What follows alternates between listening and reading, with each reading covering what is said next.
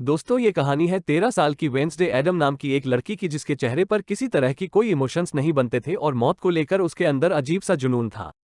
वो सोचा करती थी कि मरने के बाद इंसान कहाँ जाता है और उसका क्या होता है।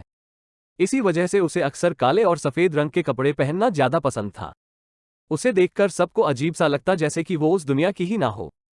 तो चलिए जानते हैं कि आखिर वो लड़की ऐसी क्यों थी। तो कहानी की शुरुआत में वेंसडे को एक स्कूल में दिखाया जाता है, जहां वो अपनी अपनी वो डरावनी आंखों के साथ बरामदे में चल रही थी। वहीं बाकी सब लोग उसे घूर घूर कर देख रहे थे। जब वेंसडे अपना लॉकर खोलती है तो उसके अंदर उसे अपना भाई बंधा हुआ दिखाई देता है, जिसके मुंह में एक सेब था।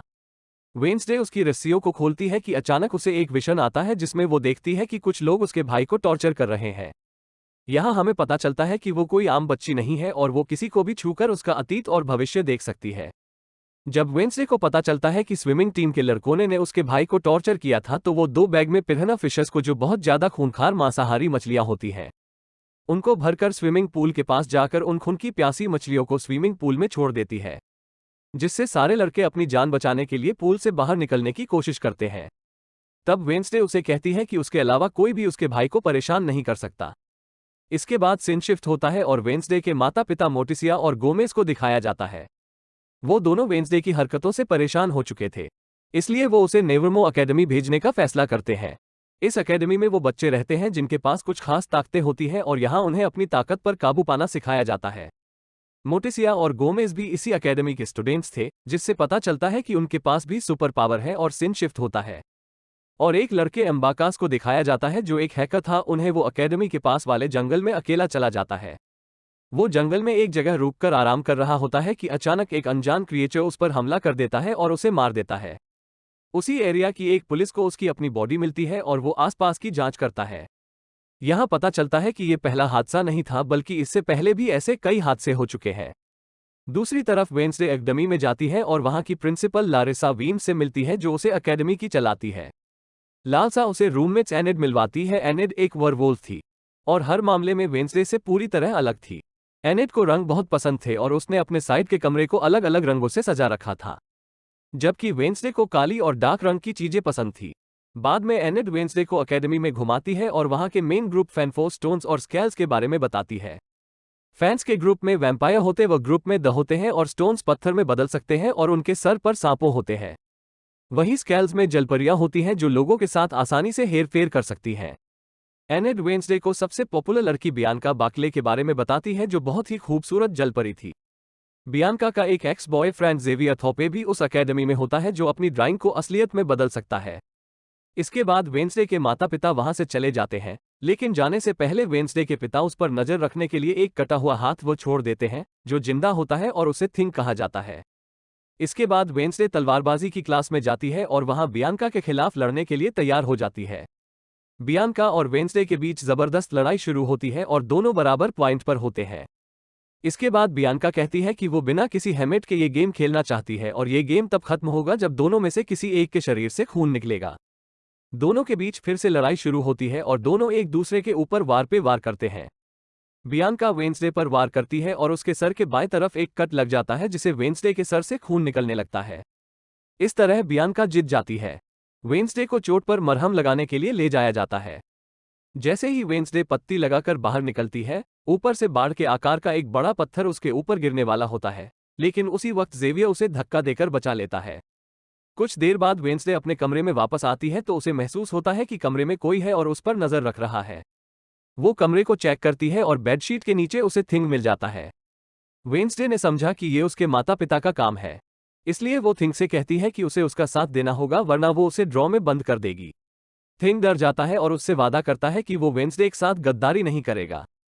वेंसडे ने जो पिरहना वाला प्लान किया था, उस वजह से उसे दिमागी डॉक्टर के पास ले जाया जाता है। लारिसा उसे नेवरमोरे एकेडमी के पास ही एक छोटे से शहर जेरिको में जांच के लिए लेकर जाती है। वेंसडे अपनी थेरेपिस्ट से मिलती है, लेकिन उसे किसी के बारे में कुछ भी नहीं बताती। उसके दिमाग में एक प्लान आता है और वो बाथरूम से जाने के बहाने खिड़की से निकलकर भाग जाती है। इस बीच वो एक आदमी से टकरा जाती है और उसे एक विजन आता है, जहां वो देखती है उस आदमी की कार एक्सीडेंट में मौत होने वाली है। वेंसडे डर जाती है और रिलैक्स होने के लिए कॉफी शॉप में पहुंच जाती है।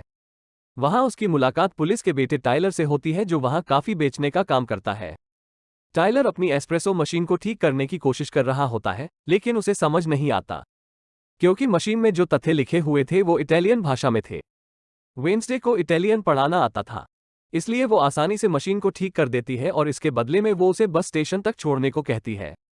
टाइलर के कुछ कहने से पहले ही वहां वो लड़के आ जाते हैं जिन्होंने वेंसडे के भाई को टॉर्चर किया था। वो लोग वेंसडे को भी परेशान करने लगते। पहले उन्हें नजरअंदाज करने की कोशिश करती है, लेकिन जब बर्दाश्त नहीं होता तो वो उन्हें मारने लगती है।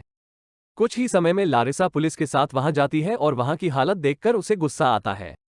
अब वो वेंसडे को डांटती है। इसके बाद वो लोग नेवरमो अकेडमी जाने के लिए निकल जाते। रास्ते में उन्हें एक टूटी फूटी कार दिखाई देती है जिसका एक्सीडेंट हो गया था, और उस कार में वही आदमी था जिससे वो टकराई थी। उस रात वेंसडे वायलिन में वो डरावना म्यूजिक बजाती है। वो पूर्णिमा की रात थी और भेड़ियों के चिल्लाने की आवाज भी सुनाई देती है। तभी एनेड वेंसडे को बताती है कि वो खुद को वर्वोल्फ में नहीं बदल सकती, इसलिए वो बाकी लोगों के साथ नहीं जा सकती थी। इस बीच थिंग टाइलर के कमरे में जाता है और उसे वेंसडे से बात करने के लिए कहता है। टाइलर डरकर उसकी बात मान लेता है और वेंसडे से वीडियो कॉल पर बात करता है। वो उसे आने वाले हावेश फेयर में मिलने के लिए कहती है और कहती है कि वो लोग वहां मस्ती करेंगे, लेकिन असल में वो सिर्फ वहां से भागना चाहती थी। हावेश फेयर में लारिसा वेंसडे पर अपनी चील जैसी नजर बनाए रखती है। इसके बावजूद वेंसडे टाइलर से मिलने में कामयाब हो जाती है।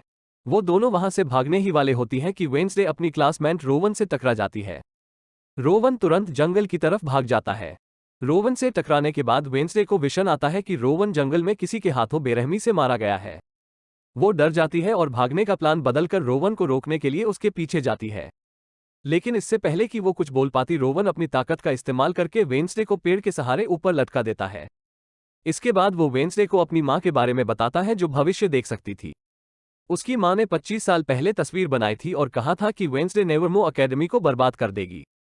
इसलिए रोवन कहता है कि कुछ भी बुरा होने से पहले वो वेंसडे को मार देगा। इसके बाद वो अपनी जादुई ताकत से वेंसडे का गला घोटने लगता है। तभी एक भयानक राक्षस उसके ऊपर हमला कर देता है और रोवन को बेरहमी से मारकर वहां से गायब हो जाता है। वेंसडे उसकी कटी पड़ी बॉडी के ऊपर पड़ी हुई उस तस्वीर उठाती है जिसे रोवन की मां ने बनाया था। उसी वक्त पुलिस का हेड अपने पुलिस ऑफिसर्स के साथ वहां आए और रोवन की बॉडी को ढूंढने की कोशिश करता है, लेकिन उसे बॉडी नहीं मिलती है। इसके बाद वेंसडे को पुलिस के साथ दिखाया जाता है जो वहां हुई घटना के बारे में उसे बताती है। लेकिन हेड को उस क्रिएचर वाली बात पर भरोसा नहीं होता और उसे लगता है कि ये काम नवेरमो अकेडमी के ही किसी स्टूडेंट का है। तभी वहां एक ऑफिसर आ जाता है। उसकी नजर दरवाजे से निकलते हुए रोवन पर पड़ती है जो जिंदा था। जब वेंसडे अपने कमरे में जाती है तो देखती है कि एनेड पियो कप नाम की कंपटीशन की तैयारी में बिजी है। ये एक बोट रेस की प्रतियोगिता थी जो हर साल अकेडमी में ऑर्गेनाइज की जाती है। बाद में वेंसडे रोवन से बात करने की कोशिश करती है, लेकिन लारिसा उसे कहती है कि रोवन को अकेडमी से निकाल दिया गया है, जिसका कारण वो उसे नहीं बता सकती। वेंसडे को शक होता है और वो प्लान बी के मुताबिक थिंग को रोवन पर नजर रखने के लिए उसके पीछे भेजती है। वे सीन बदलता है और रोवन को एक रेलवे स्टेशन में जाते हुए दिखाया जाता है। थिंग उसका पीछा करता है। रोवन आसपास का माहौल चेक करने के बाद वॉशरूम में चला जाता है, जहां वो अपना रूप बदलकर एक बूढ़ा आदमी बन जाता है, लेकिन थिंग रास्ता भटक जाता है, इसलिए वो रोवन को अपना रूप बदलते हुए देख नहीं पाता। इसके बाद वो बूढ़ा आदमी लारिसा का रूप ले लेता है। यहां पता चलता है कि लारिसा अपना रूप बदलकर रोवन की मौत को छुपाने की कोशिश कर रही थी। वेंसडे के पास और कोई रास्ता नहीं होता, इसलिए वो रोवन की मौत का सुराग ढूंढने के लिए जंगल में जाती है, जहां उसे टाइलर मिलता है जो अपने बाप का पीछा करते हुए वहां आया था। थोड़ी देर बाद वेनेसडे को रोवन का चश्मा मिलता है। वो उसे उठाती है और उसे विशन आते हैं, जिसमें वो देखती है कि रोवन के पास नीले रंग की एक किताब थी, जहां से उसे उसकी मां की बनाई हुई तस्वीर मिली थी। इसके बाद वेडनेसडे तुरंत ही अपनी क्लास टीचर के पास जाती है और उससे किताब के बारे में पूछती है। उसकी टीचर बताती है कि वो किताब पुराने स्टूडेंट्स की समाज से जुड़ी हुई है, जिसे नाइट शेड्स कहा जाता है, लेकिन वो समाज को बहुत पहले ही खत्म कर दिया गया है। फिर स्कूल से जाने के बाद वेनेसडे रोवन के कमरे में किताब ढूंढने के लिए जाती है। रोवन के पलंग के नीचे उसे एक मुखौटा मिलता है। वो वहां से जाने ही वाली होती है कि तभी वहां रोवन का रूममेट जेवियर आ जाता है और उसे देख के वेनेसडे पलंग के नीचे छिप जाती है। जेवियर से मिलने उसकी एक्स गर्लफ्रेंड बियांका भी वहां जाती है। वेंसडे उन दोनों की सारी बातें सुन लेती है और उसे पता चलता है कि बियांका आने वाली बोट रेस की प्रतियोगिता में एनेड को हराने के लिए प्लान बना रही है। इसके बाद वेंसडे अपने कमरे में आ जाती है और बियांका को रेस में हराने के लिए प्रतियोगिता में एनेड का साथ देने का फैसला करती है। अगले दिन एनेड और वेंसडे प्रतियोगिता के लिए तैयार हो जाते हैं। इस रेस में सब कुछ अलाउड होता है, इसलिए बियांका साजिश का फायदा उठाती है। रेस में 4 टीम भाग लेती हैं और नियम के मुताबिक जो टीम तालाब में गिरी बिना डेस्टिनेशन तक जाकर पहले वापस आ जाएगी वो रेस जीत जाएगी।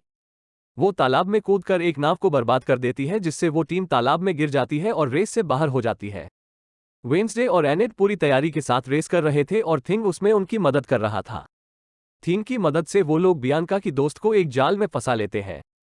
रेस के दौरान ही वेंसडे को विजन आता है और वो अपनी सामने अपनी जैसी दिखने वाली एक लड़की को देखती है जिसके बाल सुनहरे रंग के होते हैं।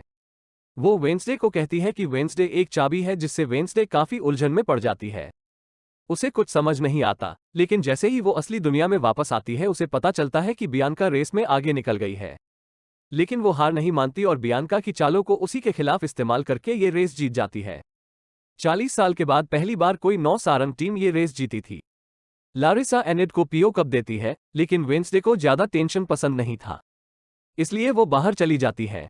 उन्हें नेवरमो अकेडमी के पुराने स्टूडेंट एडगर एलन की मूर्ति के पास जाती है और अचानक उसकी नज़र उस मूर्ति के हाथ में रखी पत्थर की किताब पर जाती है, जिसके नीचे उसे एक निशान दिखाई देता है। वो निशान ठीक वैसा ही था जो उस तस्वीर में बना हुआ था जिसे रोवन ने मरने से पहले उसे दिया था।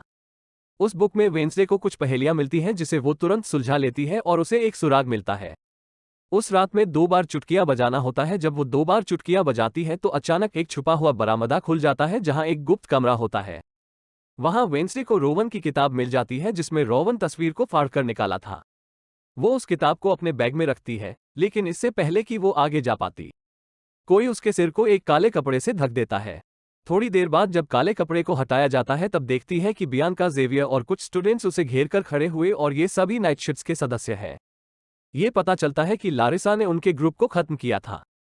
इसके बाद जेवियर उसे अपने ग्रुप में शामिल होने के लिए कहता है, लेकिन वेंसडे उसे मना कर देती है और वहां से चली जाती है। इसके बाद लारिसा को दिखाया जाता है जो आउटरीच स्टे के बारे में घोषणा करती है, जहां अकेडमी के सारे स्टूडेंट्स को शहर के आम लोगों से मिलना जुलना होता है और उनके साथ काम करना होता है। इन लोगों को नॉमिस कहा जाता है।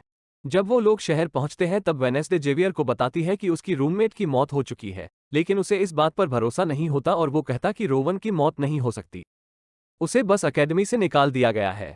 इसके बाद वेंसडे उसे वो तस्वीर दिखाती है जो रोवन की मां ने बनाई थी। जेवियर उस तस्वीर को करीब से देखा और कहता कि इस तस्वीर में जो आदमी है उसने जेरिको शहर को बसाया था और उसका नाम जोसेफ स्टोन है। थोड़ी देर बाद वेंसडे पिलग्रिम वर्ल्ड में जाने का फैसला करती है, जहां जेरिको के इतिहास के बारे में पता चलता है।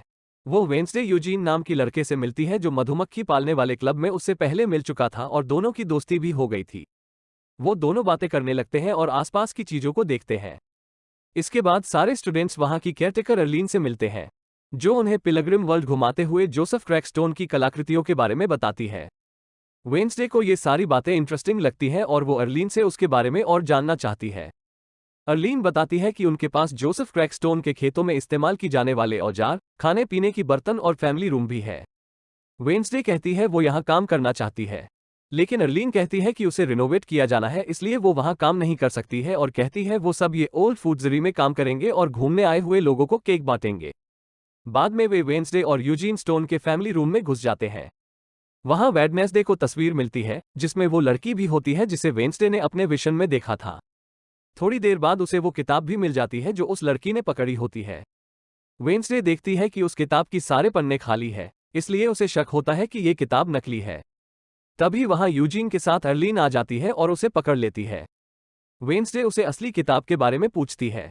अर्लीन झिझकते हुए बताती है कि 1 महीने पहले वो किताब चोरी हो गई थी।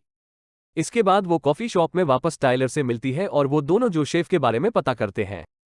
टाइलर कहता है कि ओरिजिनल मीटिंग हाउस का जो हिस्सा बचा हुआ है वो जंगल में है और पूरी तरह खंडा हो चुका है, जिसका इस्तेमाल अब क्रैश पैड के रूप में किया जाता है। इसके बाद वेंसडे जोसेफ क्रैकस्टोन की उस जगह की तलाश करने के लिए थिंग के साथ तुरंत जंगल में जाती है। इस दौरान उन्हें एक बेघर आदमी मिलता है, लेकिन थिंग उसका दम घुटने लगता है और उसे डरा कर भगा देता है। तभी वेंसडे को विजन आता है और वो खुद को 400 साल पहले की टाइम में देखती है। यहाँ वो सुनहरे बालों वाली लड़की दिखाई देती है जिसे वेंसडे पहले भी अपने विजन में देख चुकी थी। उस लड़की को गांव वालों ने घेर रखा था और वो उसे शैतान की संतान कहकर पुकार रहे थे। तभी वहां जोसेफ क्रैकस्टोन आ जाता है और उस लड़की को गुड़ी एडम्स कहकर बुलाता है। वो कहता कि गुड़ी डायन है और उसे भी उसकी मां और दूसरे आरोपी के साथ उस खेत में मर जाना चाहिए। इसका जवाब देते हुए गुड़ी कहती है कि जोसेफ ने उसकी जमीन हड़पी है, बहुत से निर्दोष लोगों की जानें ली है और उनकी शांति छीनी है। जोसेफ गुस्सा आता है और वो गुड्डी थोड़ी देर तक घूरता है और फिर उस खेत में आग लगा देता है। गुड़ी अपनी माँ को बचाने की कोशिश करती है, लेकिन उसकी सारी कोशिशें बेकार हो जाती हैं। जब कोई उम्मीद नहीं बचती तो वो एक गुप्त दरवाजे से निकलकर वहां से भाग जाती है। वेंसडे वहां छुपकर ये सब कुछ देख रही थी। गुड़ी जल्दी वेंसडे के पास आती और कहती है कि जोसेफ अपनी ये लड़ाई तब तक नहीं रोकेगा जब तक वो सबको मार नहीं देगा। इस खुलासे के बाद वेंसडे असली दुनिया में आ जाती है। वो थिंग्स सब कुछ बताती है कि उसने अभी अभी देखा था। उनकी बात खत्म भी नहीं होती कि अचानक उन्हें वही भयानक राक्षस नजर आता है जिसने रोवन को मारा था। उसी वक्त बारिश होने लगती है। वेंसडे बारिश में भीगते हुए उसके पीछे भागती है, लेकिन वो बहुत आगे निकल जाता है। वेंसडे उसके पैरों के निशान का पीछा करती है, लेकिन अचानक वो निशान इंसान के पैर के निशान में बदल जाते हैं, जिससे पता चलता है कि वो राक्षस कोई इंसान ही है। तभी वेंसडे जेवियर से टकरा जाती है और उसे सब कुछ बताती है जो उसने देखा था। जेवियर उन पैरों के निशान को देखना चाहता है, लेकिन बारिश के कारण पैरों के निशान मिट जाते हैं। अगले दिन शहर में जोसेफ क्रैकस्टोन की नई मूर्ति के उद्घाटन के लिए सब लोगों को इकट्ठा किया जाता है। वेंसडे जेरिको के मार्चिंग बैंड के साथ डोंट स्टॉप का म्यूजिक प्ले करती है और शहर के मेयर और प्रिंसिपल लारिसा मूर्ति का उद्घाटन करते हैं। लेकिन तभी थिंग वेडनेसडे के ऑर्डर के मुताबिक मूर्ति को ब्लास्ट कर देता है और सब लोग डर कर भाग जाते हैं। वेडनेसडे की आंखों में बदले की चमक दिखाई देती है और वो अब भी वायलिन बजा रही होती है। इसके बाद लारिसा वेंसडे पर चिल्लाती है क्योंकि उसे लगता है कि ये सब वेंसडे ने किया है, लेकिन वेंसडे उसे कहती है कि उसने ऐसा कुछ नहीं किया। वेंसडे लारिसा पर इल्जाम लगाते हुए कहती है कि वो जंगल में होने वाले खूनी हादसे का सच जानते हुए भी अनजान बनने की कोशिश कर रही थी। उस रात वेंसडे को मिलने वाला बेघर आदमी जंगल में दिखाई देता है। तभी वो राक्षस उस पर हमला कर देता है। उस बूढ़े आदमी के पास एक कैमरा था जिसमें वहां की तस्वीरें कैद हो जाती हैं। कुछ समय बाद पुलिस हेड और उसकी टीम जंगल से उस खंडहर तक पहुंच जाती है और उन्हें उस बेघर बूढ़े आदमी की बॉडी मिलती है। उन्हें वो कैमरा भी मिलता है जिसमें हादसे के वक्त की फुटेज होती है जो असली गुनहगार को सामने ला सकता है। जब कैमरे की तस्वीरों को बड़ा करके देखा जाता है तब पुलिस गार्ड हत्यारे का चेहरा देखता है। वो एक राक्षस का चेहरा था जिसे देखकर ऐसा लगता था जैसे वो किसी के बुरे सपने से निकलकर आया हो। दोस्तों, अगर आपको इस सीरीज के नेक्स्ट एपिसोड चाहिए तो कमेंट बॉक्स में नेक्स्ट एपिसोड लिखें। और ये सीरीज यहां तक अच्छी लगी हो तो लाइक करें और अपनी हिंदी एक्सप्लेनर चैनल को सब्सक्राइब करना मत भूलना।